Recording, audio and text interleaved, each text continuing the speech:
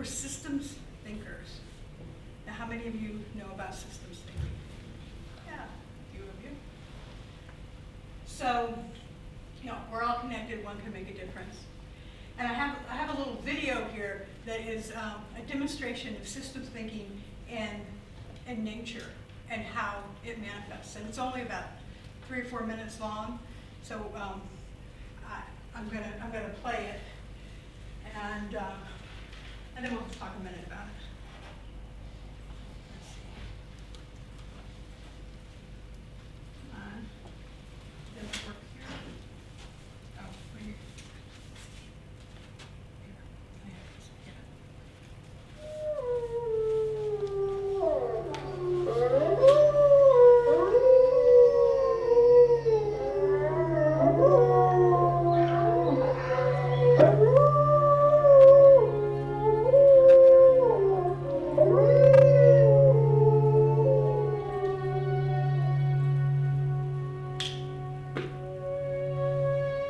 One of the most exciting scientific findings of the past half-century has been the discovery of widespread trophic cascades. A trophic cascade is an ecological process which starts at the top of the food chain and tumbles all the way down to the bottom. And the classic example is what happened in the Yellowstone National Park in the United States when wolves were reintroduced in 1995. Now, we all know that wolves kill various species of animals, but perhaps we're slightly less aware that they give life to many others. Before the wolves turned up, they'd been absent for 70 years, that the numbers of deer, because there was nothing to hunt them, had built up and built up in the Yellowstone Park, and despite efforts by humans to control them, they'd managed to reduce much of the vegetation there to almost nothing. They'd just grazed it away. But as soon as the wolves arrived, even though they were few in number, they started to have the most remarkable effects. First, of course, they killed some of the deer, but that wasn't the major thing. Much more significantly, they radically changed the behavior of the deer. The deer started avoiding certain parts of the park, the places where they could be trapped most easily, particularly the valleys and the gorges. And immediately those places started to regenerate. In some areas, the height of the trees quintupled in just 6 years. Bare valley sides quickly became forests of aspen and willow and cottonwood.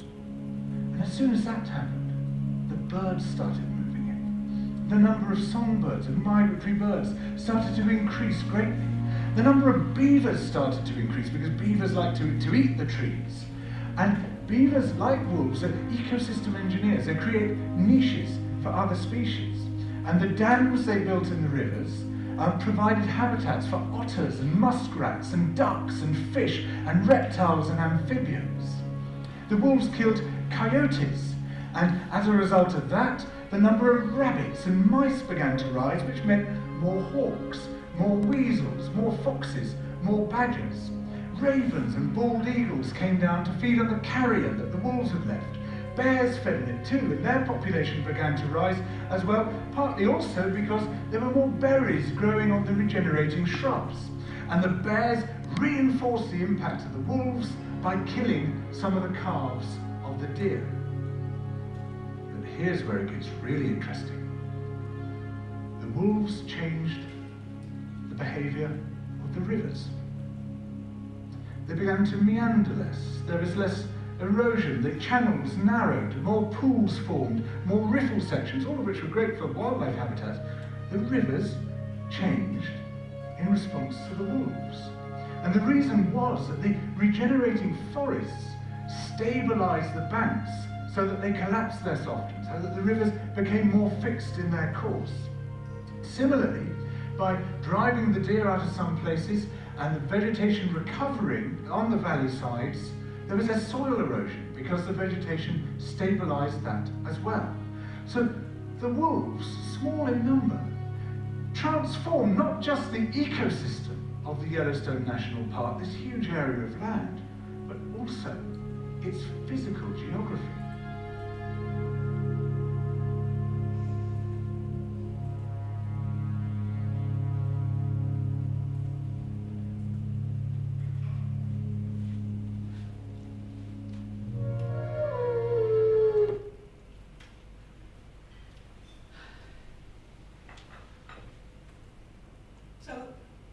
were asking the question about, sort of how do you convince people? And for me, this is an example of the way this system changes, is that we each do some little thing, and then we are, we're part of this change. And we're, like 5 years ago, Rob had this idea about common contracts in a room like this. And, and he's now, after 5 years of paying attention to that, we're here in Australia, a whole different continent, having that conversation.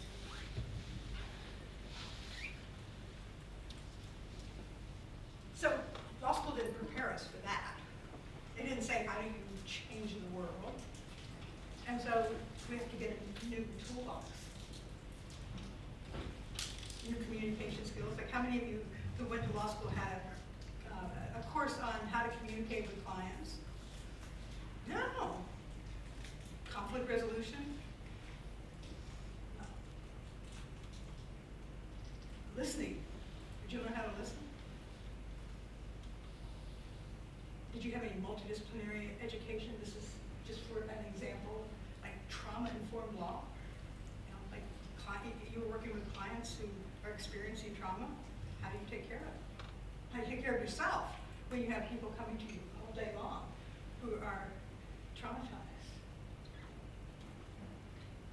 How do you bill? Now, is this true? Mark doesn't bill by. I'm not quite certain how they do. Yeah, they don't bill by the hour. I think that was one of the things when they decided to base their law firm on happiness. They gave up the billable hour. That I'm pretty sure about. Legal project management, that's new in the last few years. Design thinking. Anybody ever hear of systemic constellation work? You have? Yeah. In Europe, a lot of lawyers are using systemic constellation work, which is about how systems work together for things that you wouldn't think were related at all.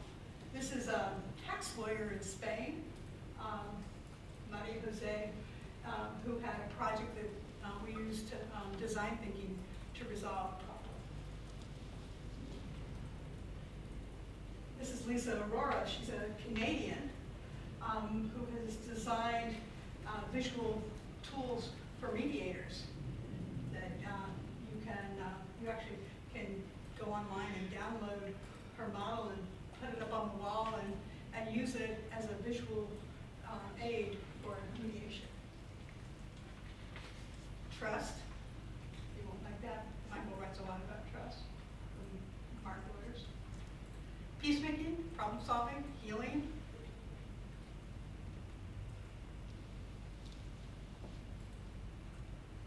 What are the tools?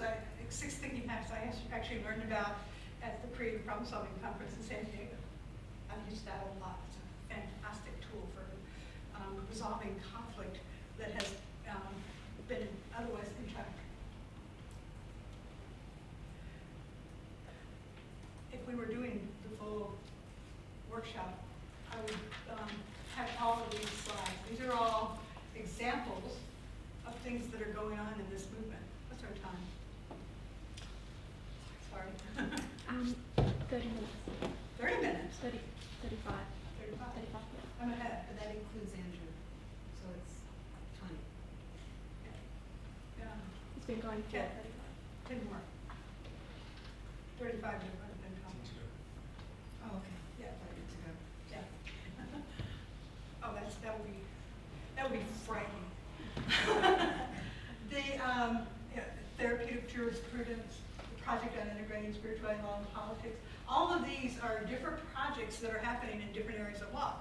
And the way that I've seen things developing over the last 20 years or so is that some lawyer somewhere will say, this isn't working for me. I think the system's broken. I went to law school, paid a lot of money. Am I going to leave law or am I going to change law? And it doesn't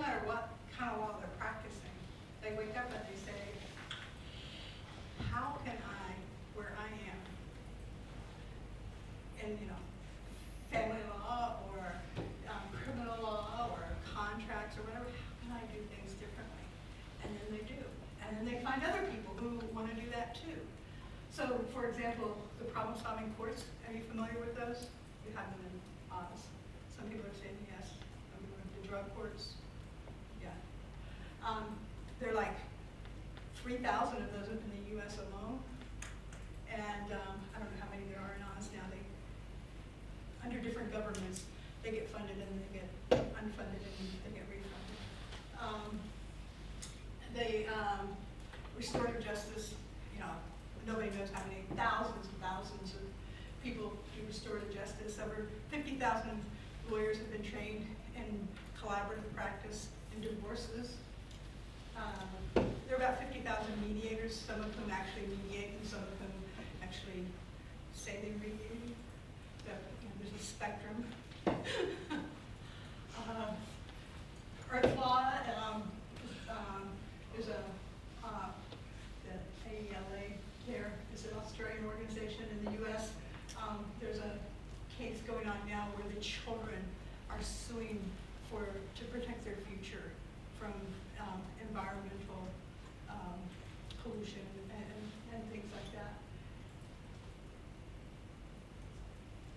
Lane Feingold woke up as a lawyer who was doing disability work and suing companies for not complying with the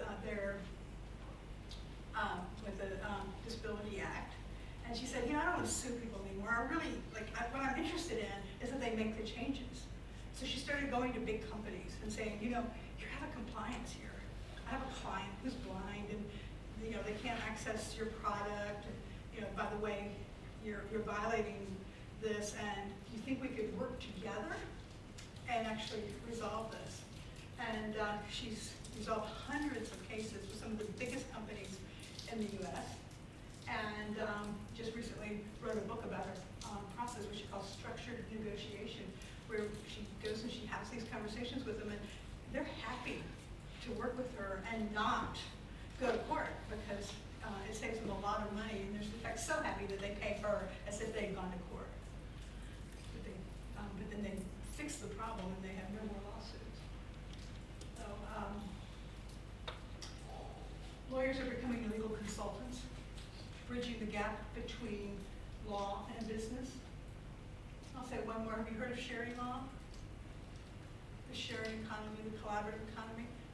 What is in the way of us just sharing?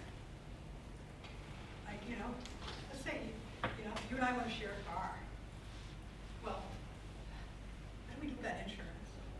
And, you know, what if you wreck the car and then I don't have it anymore? And, you know, what kind of agreement do we need if we're going to share a car? So it's one of the places that conscious contracts has taken root, because you don't, you know, if you care enough about something to share with your neighbor, you don't want to do it in that adversarial way.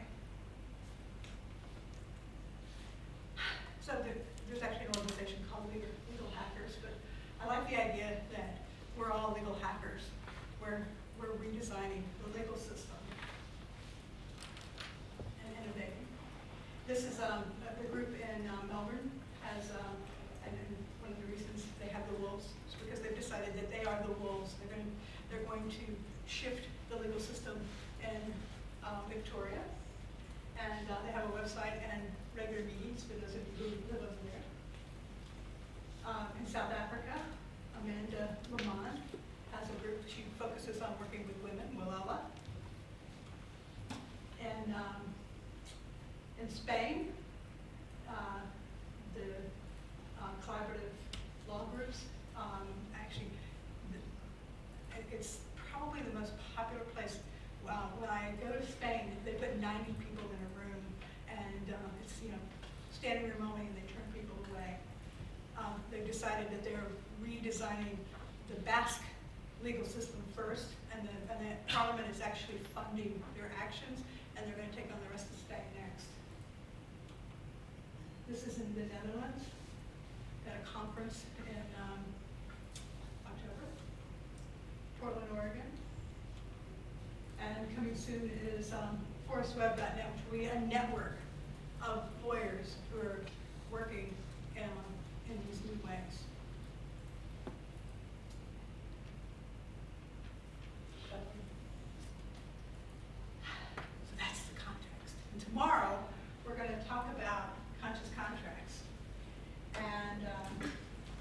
homework.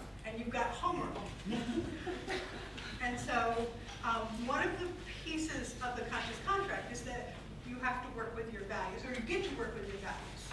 And so what I'm asking you to do is, I'll keep going, is to just do a little homework tonight. We're, like, I think it takes maybe 20 minutes, but it'll save us tomorrow, to actually identify your top 5 values.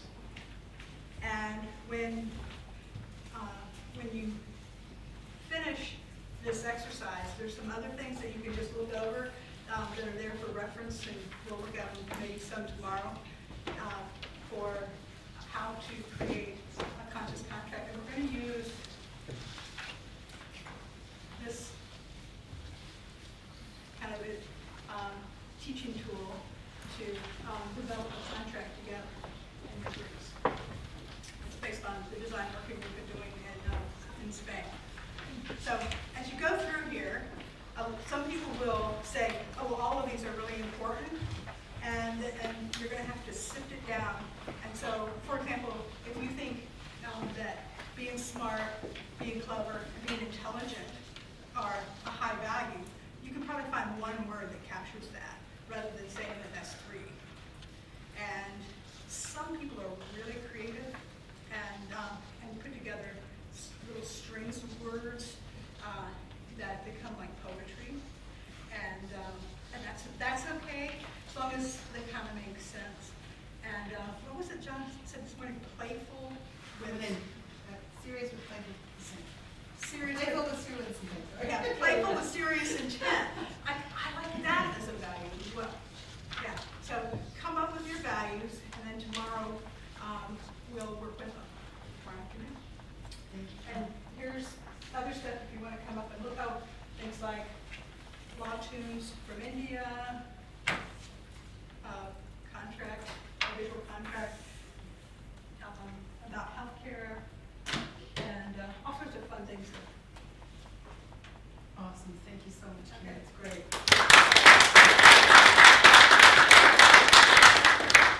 So if we keep the questions till the end, I think that there's some resonance with what Andrew's been doing as well. Andrew is not a lawyer. I just say that again. There's a lot of law lawyers here. He is our student director, the director of student service. What are they calling it? Director of student experience? I don't know why I can never remember that. There's probably a weird psychological reason for that.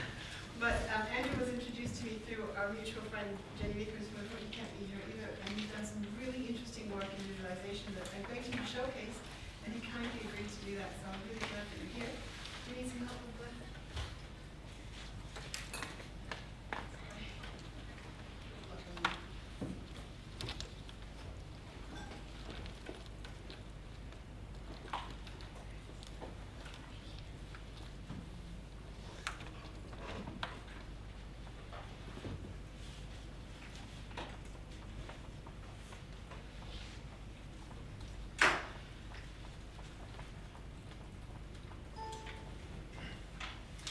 Thank you.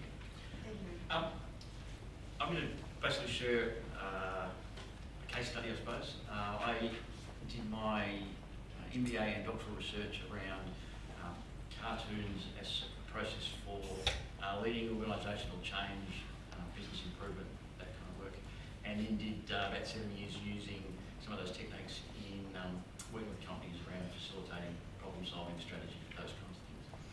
So that's what I'm going to talk about. I have to say I'm really excited to be here because one of the things that I've come to UWA to do is to look at how we can make our regulations, codes of conduct, behaviour more accessible for our diverse student body, and to take 42 pages of conduct that's just been developed by the policy unit and turn that into cartoons and other videos, graphic presentations, so that our students can actually get more of it and feel that the university is trying to help rather than make it harder sometimes is a kind of professional interest. So I'm certainly getting a lot out of it, and so I hope I can add a little bit in my short presentation. So I've been lucky to worked with Jock McNeish. Some of you will, I suspect, have worked with Jock. If you haven't or heard of him, there's a good chance that you'll have seen some of his material. Been doing it for a long time, it's fantastic. And effectively, in partnership with Jock, it was all about turning words into pictures to recognise ways of connecting with people. I think there's multiple opportunities for visualisation, graphics, for all the sorts of things we do, and trying to make sense of how I would come along and say something of value to a law conference. But remember, there's only about half lawyers here. Is I think that the capacity or the options for pictures, graphics, etc., to help us prepare the brief, for want of a better term, the work that happens before a contract may be written, and then in terms of the implementation aspect. So once we've got the legal document, the contract there, how do we make it potentially more accessible? How do we take it out to people? How do we get the behaviours that we want? So I think there's certainly a before and after, and I'm going to steer out of the actual contract piece because it's not my field. So simply, how many times you've been to those facilitated things and there's a list of the things that you do and you don't do, and it's kind of just washes over. So trying to kind of make it simple, and this is like the summary of what you would do, but in a process you would start out with a blank screen and ask the participants what are the things which we need to put there and create the space and let them agree on how they're going to work together. So again, creating that process for people to connect.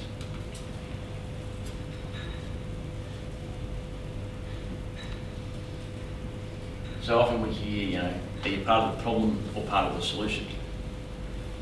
For a process facilitator who likes to lead by engaging as many people, it's actually a bit different to that. We come at it from the view that if you're not part of the problem, you can't be part of the solution. So get the system in the room. People are there, and so when you kind of think about how many times we're at a work meeting or an event, and it was like we agreed on what we were going to do, and then it starts to fall apart because some of the key participants weren't participating.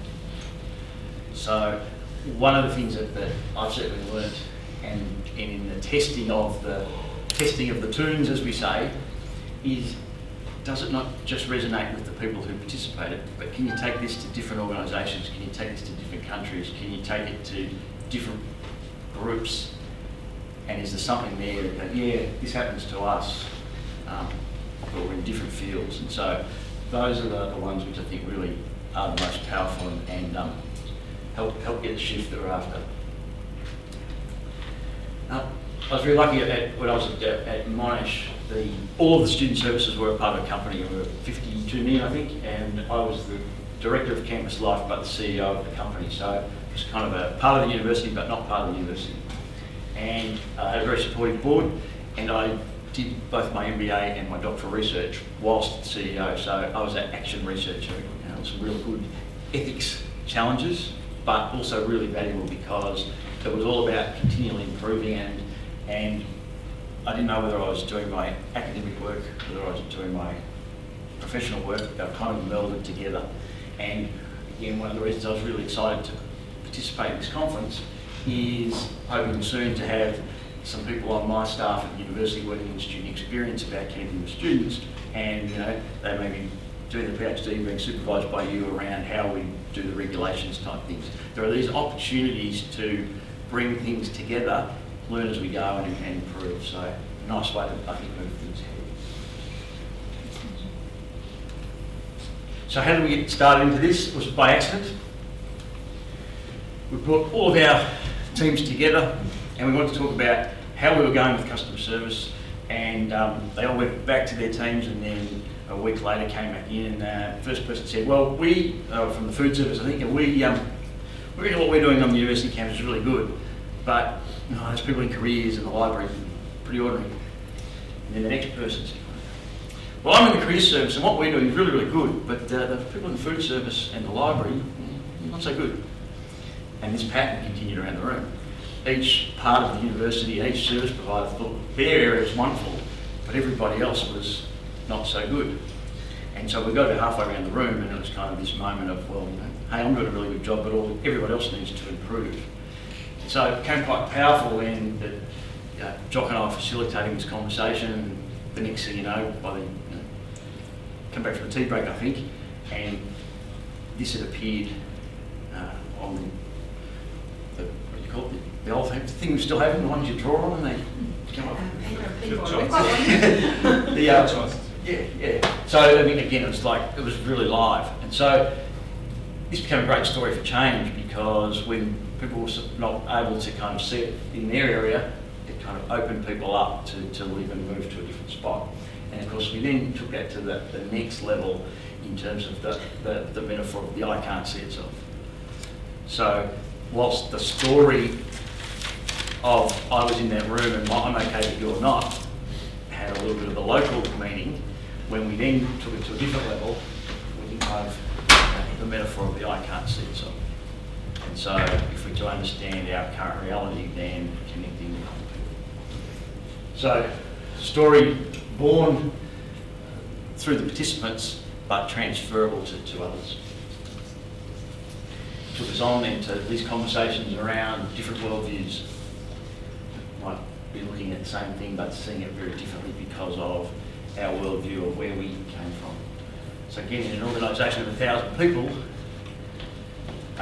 with everything from PhDs to people straight out of high school to people with hardly any English, working in kitchens, cutting grass. We have such a diverse range of people coming from all over the place. Not everybody kind of started out thinking that other people see it differently. So getting that consciousness and awareness as part of a change process is quite important. The power of the metaphor in terms of developing understanding and getting people to understand. So it's really exciting if you start with that Greenfields project, but for most of us, most of our work is about improving something at the same time as you're delivering it. So our work here at UWA is we're still teaching students, we're still delivering services, but we're trying to improve as we go. Most organisations, it's very much this notion of improving the plane while keeping it in flight. So the power of a good metaphor to connect and be able to bring it out through pictures is particularly effective. However,